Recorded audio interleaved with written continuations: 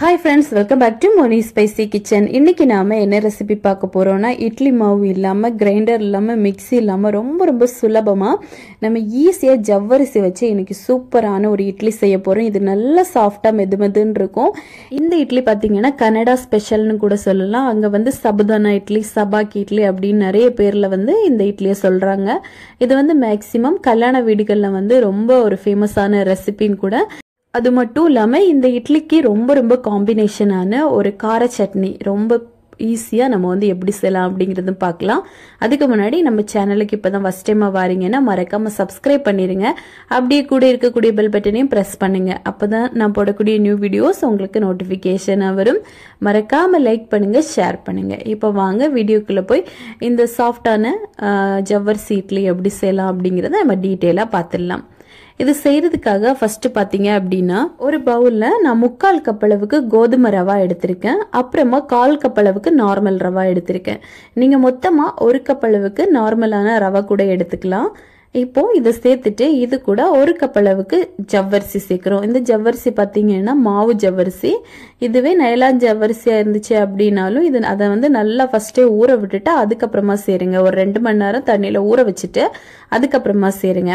இது கூட 3/4 கப் அளவுக்கு தயிர் சேர்க்கிறோம். தயிர் வந்து கொஞ்சம் புளிப்பான தயிரா இருந்துச்சு அப்படின்னா டேஸ்ட் வைஸ் நல்லா இருக்கும். தேவையான அளவுக்கு உப்பு போட்டுக்கலாம், ஒரு 1/2 டேபிள் ஸ்பூன் அளவுக்கு. அப்புறமா 3/4 கப் அளவுக்கு தண்ணி. இவ்வளவு சேர்த்துட்டு இதை நல்லா வந்து மிக்ஸ் பண்ணி கொடுங்க. இது அந்த ரவா அப்புறமா ஜவ்வரிசி எல்லாமே இந்த தண்ணி தயிர் கூட நல்லா வந்து மிக்ஸ் ஆகணும். ஓரளவுக்கு நல்லா இந்த மாதிரி மிக்ஸ் பண்ணி கொடுங்க. மிக்ஸ் பண்ணி கொடுத்துட்டு இதை வந்து மூடி போட்டு நம்ம வந்து ஒரு 1/2 மணி நேரம் ரெஸ்ட் பண்ண விட்டுடலாம். அப்பதான் இந்த ஜவ்வரிசியும் நல்லா ஊறி வரும், அது கூட ரவை எல்லாமே நல்லா வந்து ஊறி கிடைக்கும். அந்த டைம்ல நம்ம வந்து சிம்பிளா பண்ணக்கூடிய சட்னி ரெடி பண்ணிடலாம். இதுக்காக ஒரு மண் சட்டி தான் எடுத்திருக்கேன். மண் சட்டியில நம்ம பண்ணும்போது டேஸ்ட் வந்து ரொம்ப நல்லா இருக்கும். ட்ரை பண்ணி பாருங்க. இப்போ இதுல 1 டேபிள் ஸ்பூன் அளவுக்கு தேங்காய் எண்ணெய் சேர்த்திருக்கேன். இதுல 1 டேபிள் ஸ்பூன் அளவுக்கு நிலக்கடலை, அப்புறமா 3 பூண்டு, கொஞ்சம் பெரிய சைஸ் பூண்டு அப்படிங்கறனால 3 இல்லைன்னா 5 சேர்த்துக்கோங்க. இது கூட 2 வரமிளகா சேர்த்திருக்கேன். சேர்த்துட்டு இப்போ இவ்வளோத்தையும் ஃபர்ஸ்ட் வந்து லேசா இந்த மாதிரி ரோஸ்ட் பண்ணி எடுத்துக்கலாம். கொஞ்சம் வந்து வறுபட்டதும் ஒரே ஒரு வெங்காயம், பெரிய வெங்காயம், அதை குட்டி குட்டியா கட் பண்ணி வச்சிருக்கேன். அதை வந்து இது கூட சேர்த்துடலாம். சேர்த்துட்டு இதையும் வந்து லேசா வதக்கி விடுங்க. இந்த வெங்காயமும் கொஞ்சம் நல்லா வதங்கி வரட்டும். ஒரு 3/4 பாகம் கொஞ்சம் நல்லா வதங்கி வந்ததும் இதுல வந்து 2 தக்காளி, நல்ல பழுத்த தக்காளியா மீடியம் சைஸ் அளவு இருக்கக்கூடிய தக்காளி, 2 தக்காளி சேர்த்திருக்கேன். இப்போ இந்த தக்காளியும் சேர்த்துட்டு நல்லா வந்து நம்ம மிக்ஸ் பண்ணி கொடுக்கணும். இந்த தக்காளி, வெங்காயம், அப்புறமா நம்ம சேர்த்திருக்கக்கூடிய அந்த பூண்டு எல்லாமே பார்த்துட்டீங்கன்னா கொஞ்சம் நல்லா வேகணும். லோ ஃப்ளேம்ல வச்சே வேக விடுங்க. ஹை ஃப்ளேம்ல வச்சுட்டீங்கன்னா சீக்கிரமாவே கரிஞ்சிரும். அதனால லோ ஃப்ளேம்ல வச்சு கொஞ்சம் வேக விட்டுடலாம்.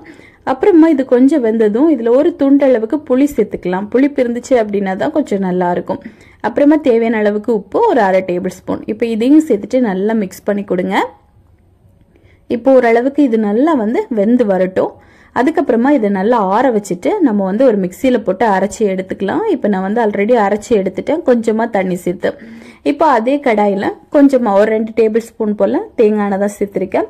சேர்த்துட்டு எண்ணெய் வந்து கொஞ்சம் சூடானதும் 1/2 டேபிள் ஸ்பூன் கடுகு, ஒரு 1/2 டேபிள் ஸ்பூன் அளவுக்கு உளுத்தம் பருப்பு சேர்த்திருக்கேன். அப்புறமா நம்ம வந்து கருவேப்பிலை போட்டுக்கலாம். இது கொஞ்சம் பொரிஞ்சதும் கருவேப்பிலை ஃப்ரெஷ்ஷா சேர்த்துக்கோங்க, அப்பதான் வாசனை நல்லா இருக்கும். இப்போ இவ்வளவு சேர்த்துட்டு இது கொஞ்சம் வறுபட்டதும் நம்ம வந்து அரைச்சி எடுத்திருக்கோம்ல அந்த பேஸ்ட், அதை அப்படியே இதுல சேர்த்துடலாம். எனக்கு கிட்டத்தட்ட 1 கப் அளவுக்கு நம்ம அரைச்ச பேஸ்ட் வந்து கிடைச்சிச்சு. அப்புறமா ஒரு 1/4 கப் போல தண்ணியும் சேர்த்துருங்க.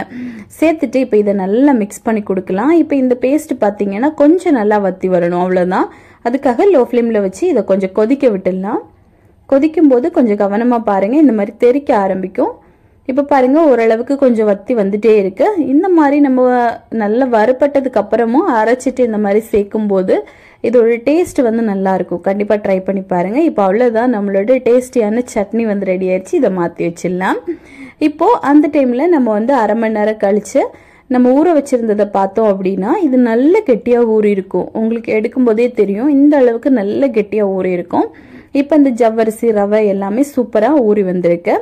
இப்போ ஒரு முறை இந்த மாதிரி நல்லா கிளறி கொடுத்துட்டு இதுல வந்து தண்ணி சேர்த்துக்கலாம். அதே 3/4 கப் அளவுக்கு தண்ணி சேருங்க. இதோட பக்குவம் அப்படிங்கிறது இட்லி மாவு பதத்துக்கு இருக்கணும். அப்பதான் நம்மளுக்கு இட்லி வந்து ரொம்ப சூப்பரா வரும். இப்ப பாருங்க, இதை நல்லா தண்ணி சேர்த்து மிக்ஸ் பண்ணி கொடுத்துக்கலாம். கொடுத்துட்டு நம்ம வந்து இதில் கொஞ்சமாக கருவேப்பிலை நான் வந்து கட் பண்ணி சேர்க்க போகிறேன். நீங்கள் வந்து கருவேப்பிலைக்கு பதிலாக கொத்தமல்லி புதினா எது வேணா இருந்துச்சுன்னா நீங்கள் வந்து கட் பண்ணி சேர்க்கலாம். அப்போ இதோட வாசனை ஃப்ளேவர் அப்புறமா நல்லா இருக்கும், ரொம்ப நல்லா இருக்கும். அதுக்காக தான் சேர்த்துருக்கோம். அப்புறமா இதில் ஈனோ 1 டீஸ்பூன் அளவுக்கு சேர்க்குறோம்.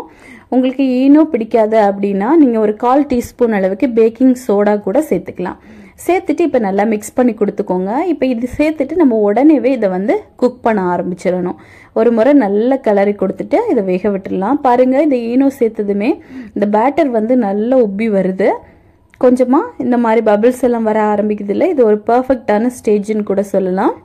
இந்த டைமில் நம்ம வந்து இட்லி தட்டை எடுத்துட்டு அதில் கொஞ்சமாக ஆயில் மட்டும் அப்ளை பண்ணிடுங்க. அப்ளை பண்ணிவிட்டு தடவி விட்டுட்டீங்க அப்படின்னா எடுக்கிறதுக்கு நம்மளுக்கு ஈஸியாக வரும். அதனால இந்த மாதிரி பண்ணலாம். பண்ணிவிட்டு இப்போ வந்து பேட்டரை நம்ம வந்து இட்லி தட்டில் இந்த மாதிரி ஊற்றிடலாம்.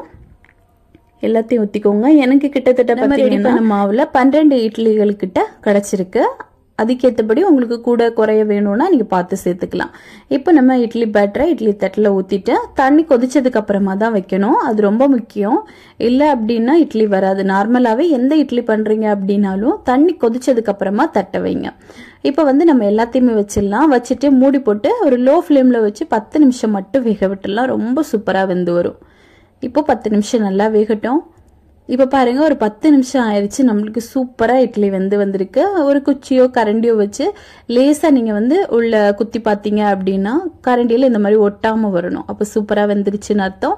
இப்போ வந்து இதை வெளியே எடுத்து வச்சுட்டு தண்ணியெல்லாம் தெளிக்கணும்னு அவசியம் இல்லை. இதை அப்படியே வெளியே வச்சு கொஞ்சம் ஆற விட்டுடலாம். ஆறுனதுக்கு அப்புறமா ஒரு ஸ்பூன் வச்சு எடுத்தீங்க அப்படின்னா ரொம்ப சூப்பராக இலகி வரும். இப்போ பாருங்க, இந்த மாதிரி ரொம்ப சூப்பராக இலகி வரும். இது வந்து மேக்சிமம் ஹாஸ்டல்ல எல்லாம் நிற்பாங்க எல்லா பிள்ளைங்க, அவங்களுக்கெல்லாம் இட்லி சாப்பிடணும் அப்படின்னா இந்த மாதிரி இன்ஸ்டண்ட்டாக மிக்சியோ கிரைண்டரோ இல்லாமல் நம்ம ஈஸியாக கூட இந்த மாதிரி செஞ்சு சாப்பிடலாம். அவங்களுக்கெல்லாம் ரொம்ப ஒரு யூஸ்ஃபுல்லான ஒரு ரெசிபின்னு கூட சொல்லலாம். இப்போ பாருங்கள் எவ்வளோ சூப்பராக நம்மளுக்கு ரெடி ஆயிருக்குன்னு. இப்போ இதே மாதிரி எல்லாத்தையுமே நம்ம ரெடி பண்ணி எடுத்துக்கலாம். இதை வந்து சூடாக சாப்பிடுங்க, அப்போ தான் ரொம்ப ரொம்ப நல்லா இருக்கும். நான் சொன்ன மாதிரி அதே சட்னியும் இந்த இட்லியும் வச்சு சாப்பிட்டீங்க அப்படின்னா ஒரு 10 இட்லி சாப்பிட்டா கூட பத்தாது, அவ்வளோ டேஸ்டியாக இருக்கும். ஸோ கண்டிப்பாக நீங்கள் எல்லாருமே இதை உங்கள் வீட்டில் ட்ரை பண்ணி பாருங்கள். ட்ரை பண்ணி பார்த்துட்டு எப்படி வந்துச்சுன்னு மறக்காமல் கமெண்ட் பண்ணுங்கள். இதே மாதிரி இன்னும் நிறைய ரெசிபிஸ் வேணும்னு நினச்சிங்கன்னா மோனி ஸ்பைசி கிச்சன் சேனலை சப்ஸ்கிரைப் பண்ணி வச்சுக்கோங்க. லைக் பண்ணுங்கள், ஷேர் பண்ணுங்கள். நெக்ஸ்ட் இன்னொரு வீடியோவில் உங்களை சந்திக்கும் வரை டேக் கேர், பாய்.